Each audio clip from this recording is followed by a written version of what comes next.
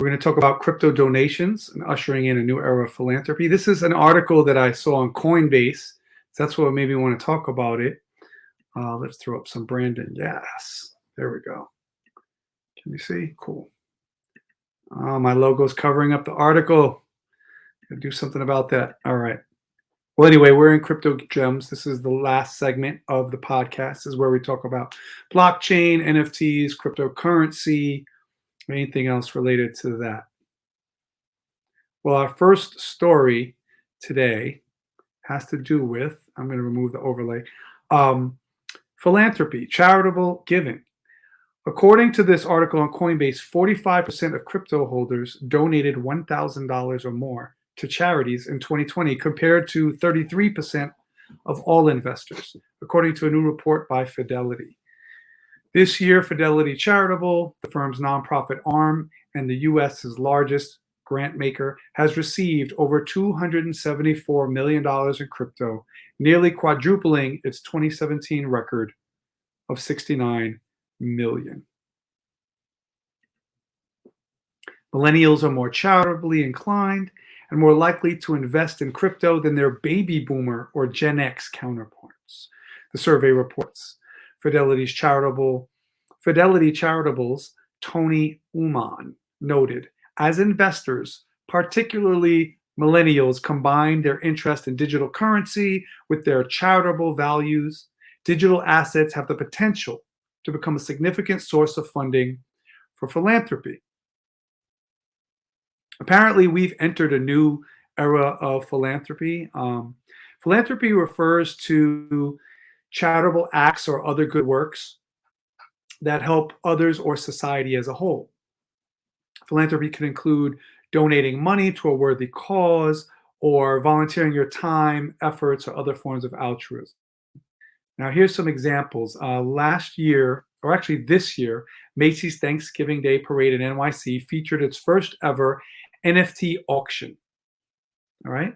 Sales of 10 digital collectibles based on classic parade balloons. So they made a NFT for each of their balloons, their characters, and the money went to benefit the Make-A-Wish Foundation. The retailer is one of many to embrace the potential of NFTs and the blockchain technology. But its effort to share its wealth is more than a seasonal trend. The crypto market's 2021 surge fueled a rise in charitable giving. Let's hear it for crypto.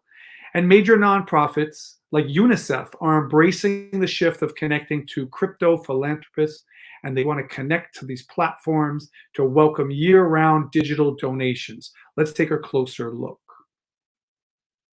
Let's look at some more data here. All right, major foundations like the American Red Cross, Save the Children, International Animal Rescue, accept crypto donations. Many, like the Fred Hutchinson Cancer Research Center, instantly convert crypto gifts into US dollars to fund their initiatives, while some, like GiveCrypto.com, send crypto directly to unbanked people in need. That's interesting. This is their website, and it says here, Give Crypto is a nonprofit that distributes cryptocurrency to people living in poverty. By using crypto and blockchain technologies, we can put funds directly in the hands of impoverished and the unbanked. The unbanked are people whose financial situation or lack of technology means that they can't even get a bank account. So they don't have a MasterCard or a savings or anything like that. They strictly work on a cash basis in whatever country they live in. Very interesting. Meanwhile, crypto native organizations like Endowment, by the way, Endowment, DAO, DAO stands for, is it Digital Something Organization? I can't remember right now. Oh, Decentralized Autonomous Organizations, right? So a DAO is a decentralized autonomous organization, and they have crypto native organizations like Endowment, see what they did there? Also the Giving Block and BitGive. They use blockchain tech to simplify donating. BitGive's GiveTrack platform uses Bitcoin public ledger to show Bitcoin donors exactly how their funds are being used, while the Giving Block helps over 600 nonprofits set up wallets so that they can take crypto donations. And they auto convert the donations to US dollars or simply hold the gifted crypto. This makes sense to me because basically, a lot of millionaires were created by the crypto revolution that we're in the midst of right now. There's even some crypto billionaires. There's less. Then there's more millionaires. I think it's in the thousands of people who bought crypto when it first was starting in its infancy and then became millionaires after a few years. Now, I'm not a millionaire, but I times 5 to the money that I put into crypto so far. And it's been going up, down, up, down. So, but it's kind of averaging out to still be about 5 times since 2017 till today. I'm up times 5. So, of course, I didn't have that much money invested because I just was trying a little here, trying a little there, and building my portfolio and learning the platform. But even the small amount that I put in increased 5-fold. So that makes me more likely to have extra money that I wouldn't mind donating to a charitable cause because I'm doing a little better financially, and then I want to spend using crypto because the more you use crypto for transactions, the more valuable it becomes. So if I'm going to give to a charity, I always, by the way, every year give to charities, and I make charitable donations all the time. I'm going to want to do it with the digital, with crypto, because that's going to also increase the usage of crypto as more people do that. And then the value of crypto that I have will go up. So even by me taking some of my crypto and giving it away, the remaining crypto is pushed up by that and will replenish and become more valuable. So I think this is a good trend. I want to salute all the people who donated, who made money on crypto and didn't be like, haha, I made money, I'm going to go buy a Lamborghini, but actually gave to these charities and wanted to help people. Let's look at some more. So the Macy's auction that I told you about is only one of many charitable NFT projects this year. This fall, the Worldwide Wildlife Fund in Germany launched their non-fungible animals. And that's cute. So I think I remember their logo has a panda or something, the World Wildlife Fund. Non-fungible animals initiative to aid endangered species. Nice. So they're going to sell these NFTs of animals, and the money raised goes to aid endangered species. While tech literacy organization Street Code Academy, which teaches kids coding and adults too, auctioned PNFTs, philanthropic NFTs. New vocabulary word. I'm going to have to put this on my other channel, Crypto Crib Notes. What is a PNFT? I'm going to do a video on that. Subscribe to Crypto Crib Notes if you haven't. Just to go on YouTube, search Crypto Crib Notes. It's a brand new channel. It's got like 9 or 10 subscribers. I just created it. I haven't put a lot of content up yet. But that's going to be the how-to platform. So, all the definitions, how to buy crypto, what is the blockchain, what are, crypto wallets, how do they work? Everything tutorial is going to be on there. Whereas the Cybersky videos, we just tell you interesting stories about tech, crypto, and health and other things. But that's going to be a really good informational channel. Anyway, these things help underserved BIPOC community members join the tech economy. All right, it's pretty good. Shout out to Street Code Academy. Street Code Academy is a similar platform that teaches coding similar to what I teach at my school, Arts and Letters 305 United, using code.org. I know this is an adult channel, but nothing really bad happens on this channel, so it's perfectly safe for children to watch. And I'm pretty sure some of my students go and look this video up. So whenever I mention Arts and Letters 305 United, they get a shout out. So hopefully that makes them feel good. Now, the last NFT I want to talk about is Star Trek is making NFTs. I got this from xfire.com. So shout out from them. This is one of the so-called philanthropic NFTs created that is backfiring. Star Trek, a while ago, they made a Boldly Go NFT, which was not received well by fans.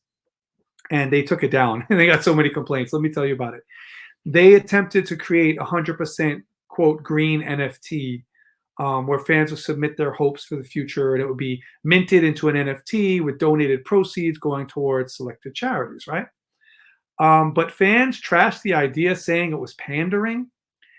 They didn't like the energy-intensive cryptography process of verifying NFTs on the blockchain. This is what people like Bill Maher were talking about when they were trashing crypto in general.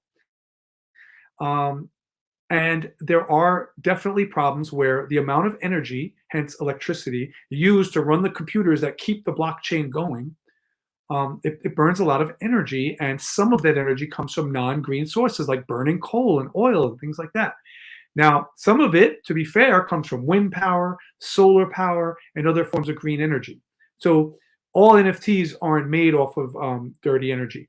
But I guess the fans felt that the Star Trek NFT is just going to promote NFTs and NFTs in general. A certain percentage of them are polluting the environment at this time. Now, people like Elon Musk and the creators of not the creators, but the, should I call them supervisors, the members who keep the Bitcoin going and Ethereum, they're working on greenifying all their mining processes so that within a year or two, it would no longer be leaving any negative footprint. It's been getting much better, and I'll do a whole nother show exclusively on how the blockchain is going green. But in the meantime, it's still causing some degradation of the environment of all the use of that electricity. But then again, so are computers in general, so are refrigerators, so is everything that's electronic that uses electricity. So it's not really crypto that's bad or NFTs or the blockchain. It's really just the fact that our electricity is run partially on coal. We just have to stop that in every country. We just got to cut that out. Everything should be hydropower, wind power, solar power, and then that won't be an issue. But anyway, fans were upset because Star Trek was about this future where we've solved all of Earth's problems. We've ended racism because now we're all planet Earth, and we go out to the world and we engage with other species of aliens, right? We've ended sexism. We've ended pollution. We've supposedly solved all these problems. So to think that Star Trek would do an NFT, which is leading to, some global warming, supposedly, allegedly, yeah, they didn't like that. So after a while, due to fan pressure, the Roddenberry organization, they canceled that one. So now they're back with another attempt of an NFT. They're taking the code of a tokenized version, check this out, of Roddenberry's signature when he signed the first contract in 1965 for the first series of Star Trek on television, right? The beginning of it all. So he took that signature, digitized it. Here's where it gets scary. That code for that digitized signature has been implanted into a strand of DNA. I was telling my students this. Programming and computers is now using DNA because you can store more bits of information in a single strand of DNA than you can in a microchip with metal of the same size. So to make things smaller and to make chips faster and hold more processing and more storage, they're putting pieces of DNA into computer chips. They've been doing this for a few years now. So not only will people start getting mechanized with microchips and prosthetics and Android type features, where like if you have an arm, if you lose an arm, you can get an electronic, a robot arm, connected to you and things like that. Not only do we have pacemakers helping our heart to stay beating, not only do we have all this tech inside our body, we also have our bodies inside of tech. As we put pieces of, I guess, biodegradable flesh, we put flesh. Is it flesh? I don't know. We put organic material into the computer chips now. We use DNA to store data. So they're doing this, they're implanting the code for that NFT into a strand of DNA. And the DNA is stored, get this now, within a self-replicating bacteria cell and minted on Solano's Metaplex protocol. I have Solano, shout out to that. Go look into Solano if you're looking to diversify your crypto portfolio. It's a good one. Read the white paper, check it out, see if it's for you. But yeah, I know that it's a bacteria, not a virus. But how can I say this delicately so YouTube doesn't take me off of the channel again? Uh, Under the present conditions that the world is living in, okay? I'm not using certain words. You know what I'm talking about. That sounds like a recipe for disaster, playing around with NFTs stored on the DNA inside of that's implanted into bacteria. The reason why they're putting into bacteria is because bacteria multiplies and duplicates itself. And as more cells are created, as the bacteria goes, adds another billion cells, and then another billion cells, and then another billion cells, the NFT is replicating along with that, the DNA with the code.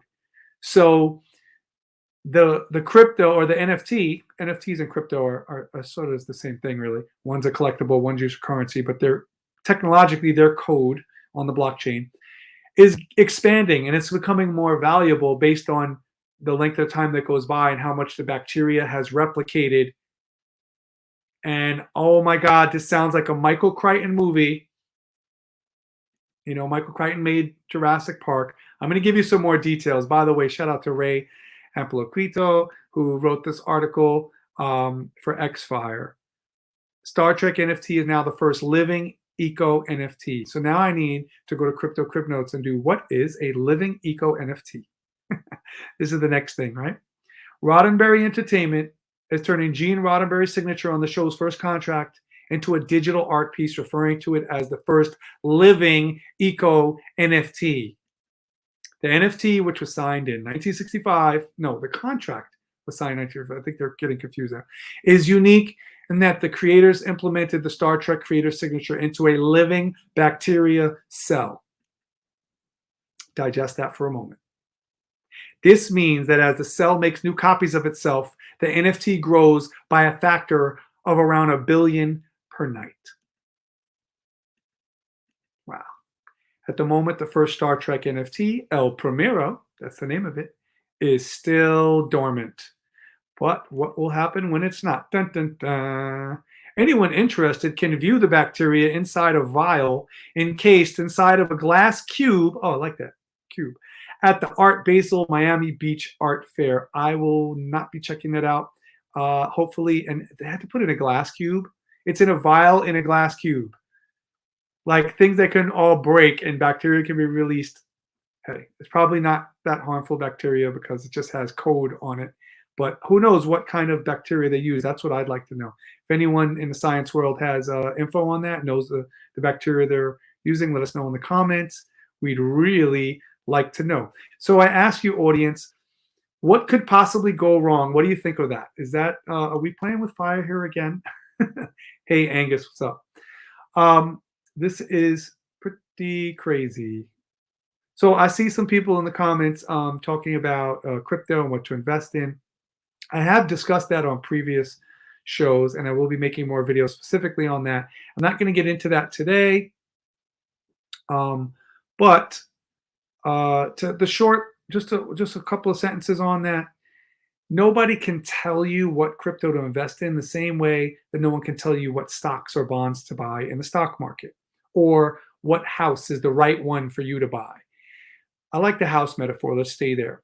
Real estate can be beneficial, and you also could lose your money if you don't handle it right? So you have to choose real estate based on many, many, many factors. Some of them are personal. What are you going to get out of it? Are you going to be able to manage the real estate? Are you going to be able to do the renovations? Are you going to have rent, be able to collect rent on that real estate, et cetera, et cetera, et cetera? You don't only just buy real estate, hope that it goes up in value, and then sell it a few years later. That's not the game. Crypto, similarly, is very personal. Each token in the world of cryptocurrency is based on something in the blockchain. Now, some of them are only forms of currency, like Bitcoin. It doesn't do anything except you could just give it to someone as currency and buy something with it or receive some of it, and it's worth a dollar value in whatever fiat currency you use in your country, right? But other things like Ethereum have technology attached to it. Ethereum is a blockchain and a platform and a coding language, and people have their apps that they've created on Ethereum. For example, NFTs are minted on Ethereum.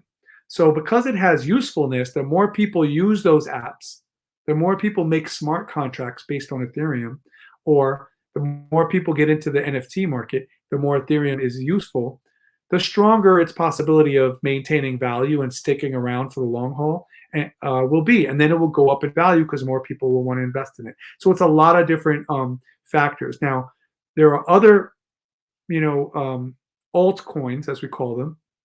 Anything but Bitcoin is an altcoin.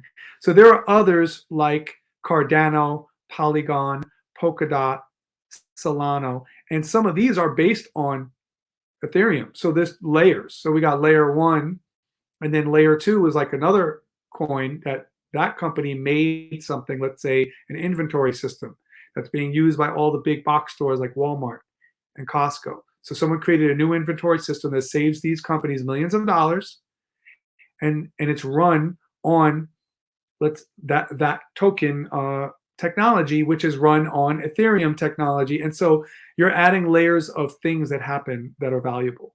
As long as you know that these companies are going to want to make millions of dollars using this technology, that technology is not going to go away. They're not going to let it go away. So therefore, it's strong. It's not going to disappear one day and you had 1,000 coins and now you have nothing because it's worthless. So in order to decide for yourself what coins you want to invest in, you need to go to their websites and read what they write about what their company does and what their mission is. And sometimes they have a philosophy or a politics about it too. Maybe they believe in, green energy and they're working towards using the technology for that. Maybe they, want to clean up the ocean. So you might want to invest because you believe in that and you feel that other people believe in that too. So it's very personal. At the end of the day, you will find some coins that you read what they write and you read reviews about what they write from other people. Go to some reputable online websites that discuss investing. And some of them will seem kind of fly by night and flimsy and they don't really have much value. So you have to just not invest in those and invest in the ones that speak to you that seem like they're going to have value. But understand that you're taking a chance with all of it.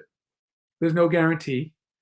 So how do you make your decision? You want to go with what you think has the most likeliness, is most likely in terms of probability to succeed and to be valuable in the future. So that's all for that, but I will go into more of that another time. But getting back to the altruism, the Star Trek bacteria DNA NFT is kind of scary, but altogether it's still an attempt to be humanitarian. They're going to use the sale of the NFTs to fund charities like these other countries. Like these other companies, charitable organizations. So getting back to using the blockchain technology for charity and using crypto, charitable giving in the US reached a record $471 billion in 2020. And that's partially because of more of crypto's nearly $3 trillion market trickled down into the donation sector, the charity sector. Nonprofits, they could see the significant changes, and not just donation amounts, as more organizations like Endowment, Decentralized Autonomous Organization, DAO, Endowment, and BitGive built their blockchain native platforms. Donors are be able to track how their contributions are being spent.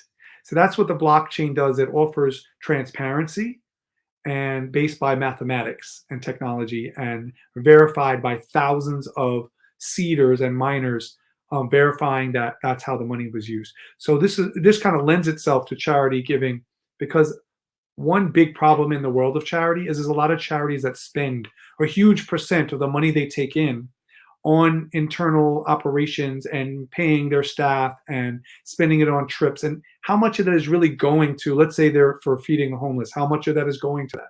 Let's say they're saving the whales. How much of the money, is it 70%? Is it 90%? Or is it 20%, 80% is, paying for operations?